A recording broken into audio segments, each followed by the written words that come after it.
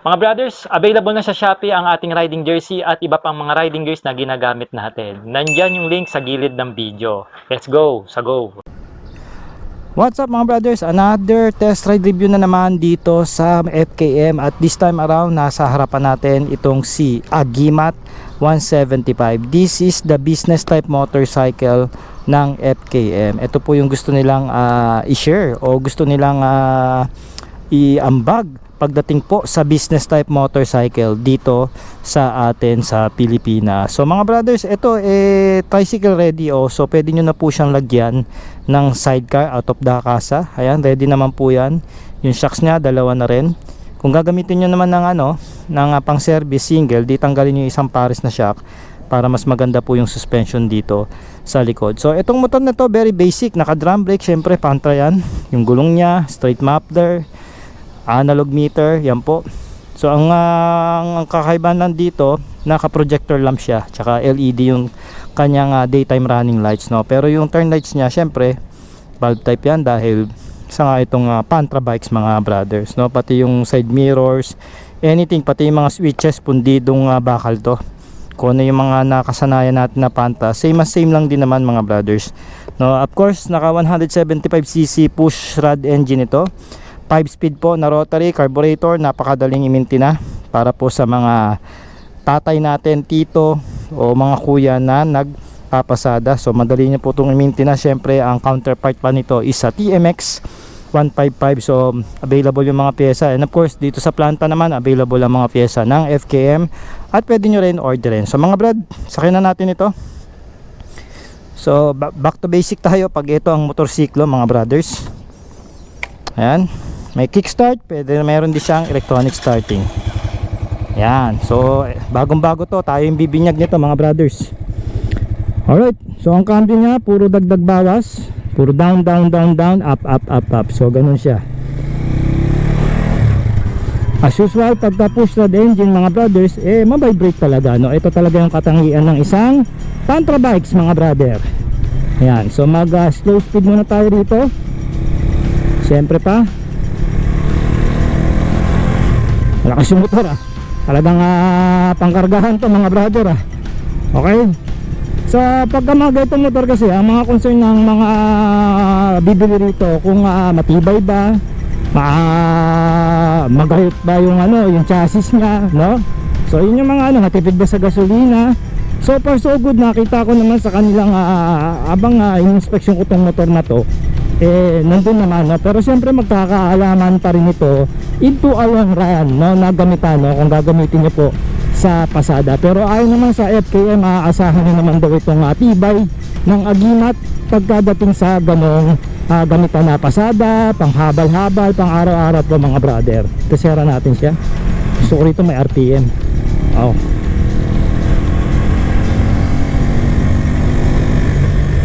Ayan, hindi naman siya ganun kalakas ng arangkada. Balagay ko ang labanan dito mga brothers, kargahan. So ganito naman ang karakteristik ng isang mga Pantra bikes mga brother. Sa kargahan nyo siya, kung lalagyan nyo siya ng habal o sidecar, tricycle, dun nyo to, tsaka yung panikan, yan, dun nyo maaasahan yung motorsiklo. Okay, pag-usapan natin yung aerodynamics nito, riding ergonomics pala, sorry. Pambihin na natin, mabibrate sa tresera pagka tumatakbo na ng 40, no? So makapal po yung upuan niya, mahaba. So kahit tatlong passenger kaya kayo magsakay dito once na naka 3 wheels kayo.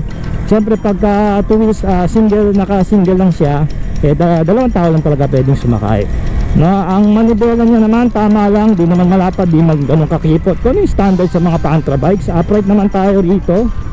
No, madaling tapakan yung preno. Okay, baliktad yung cambio. Yung bago ko rotary kasi. Ayan. Ang speed meter naman natin analog, madali nyo makita. Sana wag muna umulan, di pa ako tapos mag-review. Okay. At ngayon matagtag siya mga brother kasi nga yung shock sa likod dalawang pares. No, maglalaro ito na maganda pagka inalis natin yung isa kasi naka-setup na nga siya lagyan ng sidecar. Natin para may stretch yung makina. Alright, Sa lakas sa tulin meron siya. Nandun yung lakas niya sa pagiging 175cc mga brothers. Actually, ang huli kong test ride nito yung 125 na Rusi ba yun? No, may, as I remember, may kalakasan to kasi iba na rin kasi yung displacement nito. Mataas-taas na rin eh. Tsaka nasa braking ano pa lang siya eh, braking period pa lang, kaya hindi pa ganun kabatak yung makina.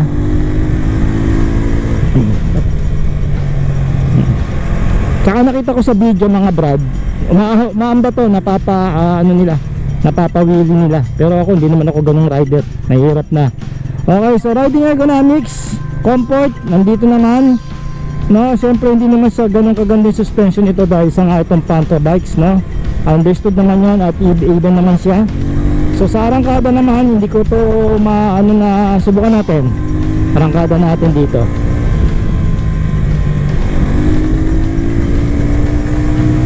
Galit yung akin ganda. Natin sa arangkada, punta tayo rito sa kabilang street, dun maganda mag arangkada check. Baliktad nga pala ang cambio.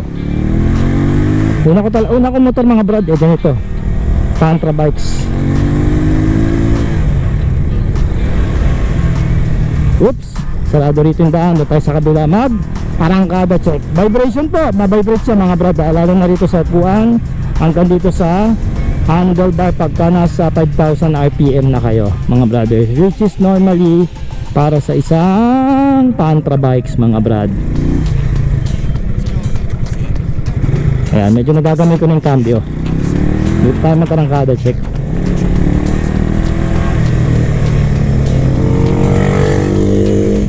Ayan. Malambot na. Na-adjust ko yung clutch pina-adjust ko para maganda yung pasok ng cambio. Tapos ayun, maganda yung minor, steady. So maganda yung timpla ng carburetor. Okay, so natin siya. Arangkada check. And go. Segunda. Baliktad kasi. Ayan.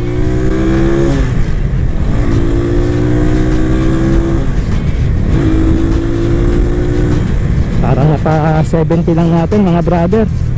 Kasi hindi magkamali tayo ng unang cambio eh. Maganda yung response ng preno, kahit drum brake lang pwede. Ayan, pwedeng rev nyo konti para pumasok sa neutral. Pero madali naman yung neutral nya. So subukan natin ulit yung arangkada. Nagkamali ng arangkada eh. Balik tayo doon. Mas gusto ko rito doon magsimula ng arangkada. Nakakailang kasi baka mamaya may lumabas din.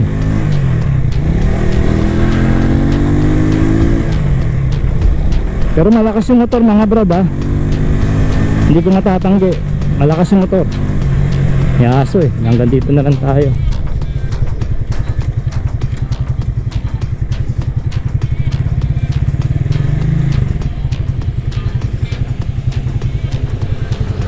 Alright, so angkada ulit 5,000 RPM lang. The 6.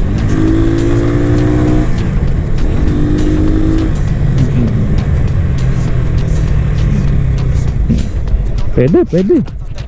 Not bad mga brothers. Maganda yung motorsiklo. Ngayon naman, check natin yung preno. Eto drum brake to. So medyo ingat tayo, baka dumulas tayo. Patakbo tayo ng 30. Kusera natin. Kaya sigurado mag-i-skid tayo rito. 30. Brake.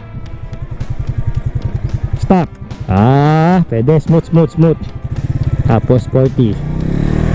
Meron din pag analog no? Ilang segundo kaya yun?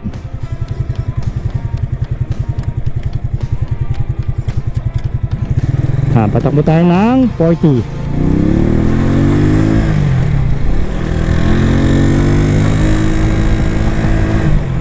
Brake.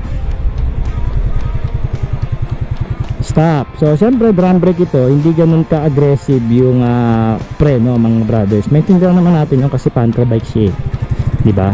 Baka may mag-comment na naman dyan, bakit hindi ginawang disc brake? Pantra bikes nga po, ganito nga po yung traditional na motor na Pantra bikes, hindi po naka disc brake. Gusto mo convert mo, kaya kung gusto mo naka disc brake, diba? Tataka ko minsan mga brothers kasi yung iba bakit magko-comment ng ganon, eh may iba namang motor na naka disc brake, diba? Ba't nyo nahanap yung wala? So 50. Ayan, hanggang 50 lang tayo.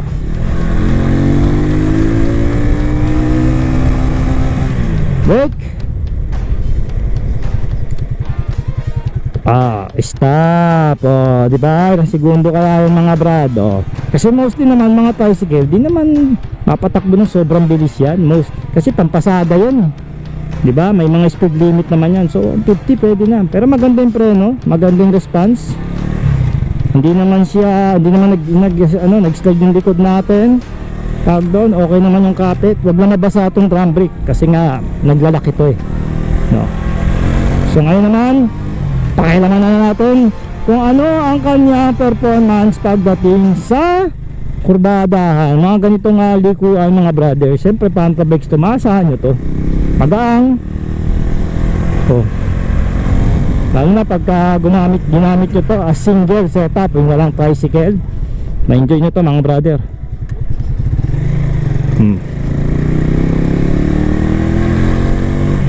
Goods. Tsaka talagang pag ito gamit mo, classic na classic. Tsaka pwede mo nga pala itong mga brad na gawin na custom bike, happy racers, scrambler, pwede. Yan, yung nagagastos kayo. Magang yung motor mga brad kasi ilang kilo lang naman to. I guess maglalaro lang ito ng mga 100 na kilo. Itong ganitong klaseng motor. So ito po yung ating traditional na motorsiklo rito sa Pilipinas. Kaya until now, ito pa rin yung mga mabibenta, especially sa mga probinsyan lugar. Ito pa rin yung mga binibili ng mga kapwa natin Pilipino mga brother. Ang ganda sa liko, magaang siya. Gaya pa hihirapan ito.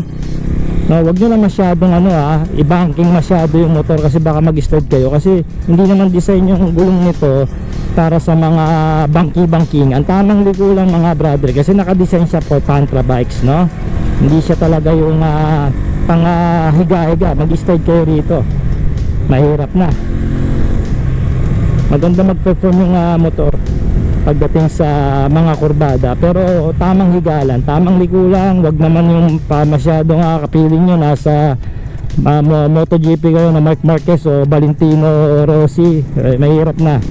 Pero yan, pagka yung motor madali nyo i-kembot, kaya pahihirapan, solid na solid. Kaya sa kabila, pwede tayo rito lumiko ulit. And then sa suspension naman, sinabi ko nga, given naman yon na matagtag siya dahil sa nga itong Pantra bikes. Pero makapal yung upuan, tumutulong naman sa absorption, nakakalesen naman kahit pa paano. Ayan, ang lambot ito maganda sa mga Pantra bikes. Maganda mag-run yung motor. Kumbaga yung performance nito hindi na bago sa atin. Kung gumagamit kayo ng mga Pantra bikes ng ibang brand, Cruzy, no, Skygo, yung mga 175 nila, no, doon ko siya male-level.